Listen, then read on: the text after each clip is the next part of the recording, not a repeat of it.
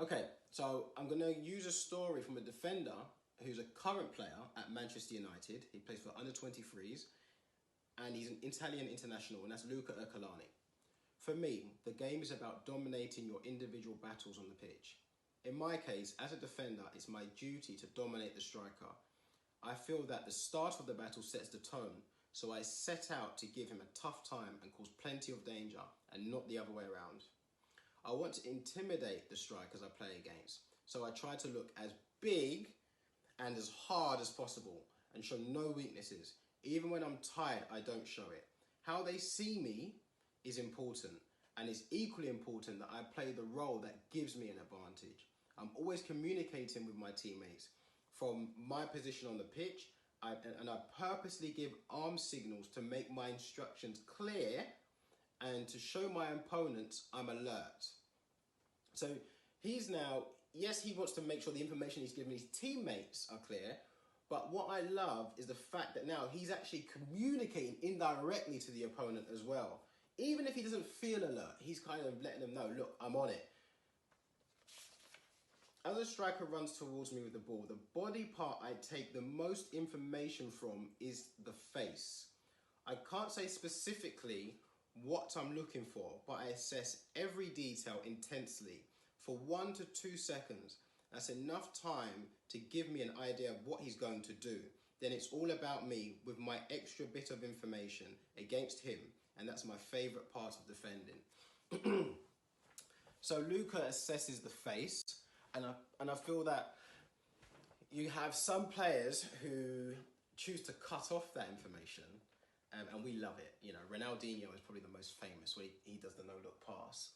Now, I'm just assuming that if you spoke to Ronaldinho about this, I don't think he'll say, do you know what, I'm cutting off the information. But I think if we really chunk down on that, that's what it's about. And, I'm waffling a bit now, but you get what I'm saying. So it's something that we use in the game. Players all around the world love it. They do the no-look pass, but what's it really about? And there are times where you might not do the no-look, but you actually just look in one direction and purposely pass that way because you're trying to throw off the other person. So some people may think, well, if this is being done, why are we even speaking about it? Why is it of value? Well, because we don't know to the depth of which we do it or how in different ways we do it, and we only know the surface. So if it's something that we know more depth to, then when you're coaching someone, you can actually speak about it and really dig deep, and it's something they can develop, they can focus on it, and so that I'm going to use the term in terms of more intelligent footballers, because in that space, for some of them, it comes naturally. The ones who aren't as intelligent, they can actually learn, they know what they're focusing on. It's like in class, in school, some people, you're going to have people who are more advanced in one subject, someone not so much, but the ones who are not doing so well in that subject, the teacher will give them certain things to focus on to bring them up to speed. And it's the same thing in football. We kind of, again, we just say, oh, you've got to work on this, repetition. But actually, if we be more specific on what to focus on, then we can develop that area specifically. I don't think there's anything else in that chapter.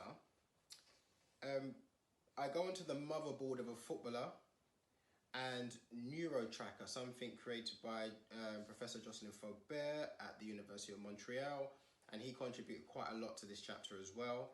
And it looks at developing the unconscious mind and managing the information. NeuroTracker is really good for that. Southampton have bought into it, and funnily enough, when I interviewed Professor Faubert, the next day I was working at Southampton and they had it and I used it. The video's on YouTube somewhere. I know Manchester United have invested quite heavily into it, and there were talks of another club potentially buying it, but I'm not going to say because I don't know if they did. But yeah, that's that. Mind, body and eyes. Soccology.